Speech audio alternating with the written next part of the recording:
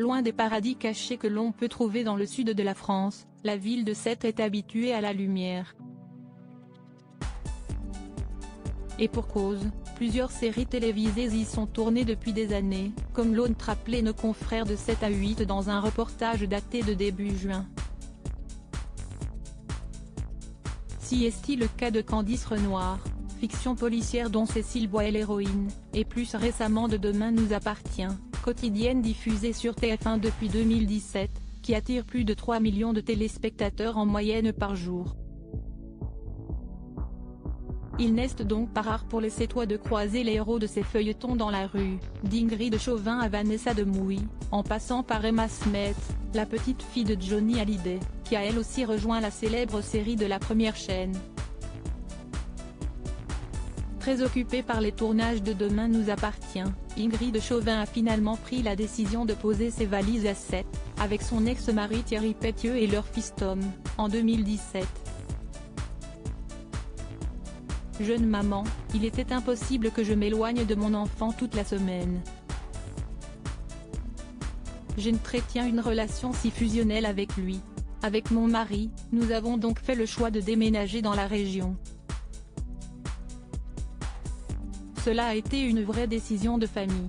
On a pris, entre guillemets, notre maison et on l'a transportée à Sète. Si la série marche, j'élèverai mon bébé ici et je serai très heureuse, a-t-elle confié à nos confrères de Télé 7 jours à l'époque. Supérieur à Chin, Christophe Willem, Nathalie Marquet.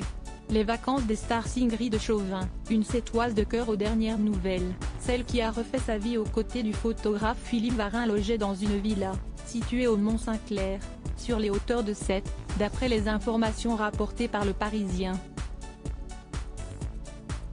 Interrogée sur sa nouvelle vie sétoise par nos confrères de Télé 7 jours en 2021, Ingrid Chauvin assurait qu'elle ne regrettait pas son choix. « Moi tant qu'on m'accepte je reste. Je m'y sens bien. J'ai construit ma vie avec mon enfant à Sète, alors même si la série s'arrêtait demain je resterai là-bas. Je m'y sens comme chez moi maintenant. Je suis devenue sétoise de cœur. » D'autres comédiennes ont suivi le mouvement. Ingrid Chauvin n'est pas la seule à avoir déménagé dans cette ville portuaire, désormais très attractive, du sud de la France. Plusieurs de ses partenaires lui ont emboîté le pas. Vanessa Demouy a elle aussi changé de vie en raison de sa carrière de comédienne, les allers-retours c'était trop compliqué. J'ai déménagé dans l'Hérault avec ma fille, pour notre plus grand bonheur. Quand je la vois qui rentre de l'école, enfile son maillot et file à la plage je me dis qu'on a de la chance, a-t-elle raconté à Téléstar en février 2020. En prenant cette décision, l'ex de Philippe Lelouch a cependant dû faire des sacrifices, comme celui de vivre à des centaines de kilomètres de son fils Solal, il va avoir 17 ans.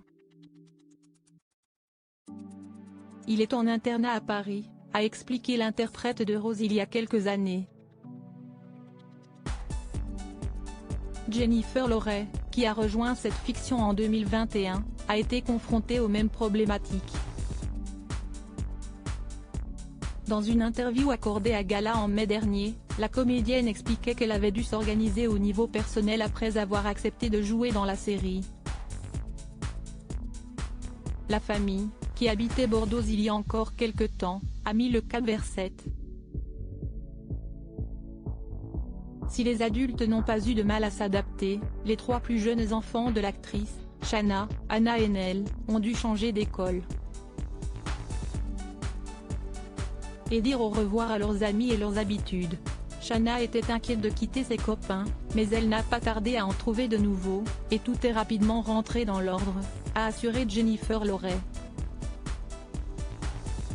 De son côté, son mari Patrick Sorrentino a accepté de continuer à exercer son métier d'agent immobilier à distance, en faisant plus de télétravail et en continuant à faire des allers-retours fréquents en Gironde. Aujourd'hui, toute la famille semble avoir trouvé son équilibre. ce célèbre chanteur tombé amoureux de Sète. Il n'y a pas que les stars du petit écran qui profitent de la douceur de vivre du sud de la France. Benjamin Biolay, par exemple, est lui aussi tombé sous le charme de Sète. À travers son nouvel album Sinclair, dont la sortie est prévue pour le 9 septembre prochain, l'ex de Chiara Mastroianni a voulu rendre hommage à cette ville qu'il aime tant. Sète, Siesti surtout ma vie à moi parce que j'ai grandi dans la région lyonnaise, mais une partie de ma famille vit à Sète, donc j'y ai passé beaucoup de vacances scolaires. Et il se trouve que j'y habite maintenant depuis une quinzaine d'années. Siesti, la ville dans laquelle j'ai le plus de repères, a confié l'artiste au micro de France Inter en juin dernier. Si l'on en croit Benjamin Biolay, les atouts de Sète sont nombreux, j'ai toujours été fasciné par cet endroit.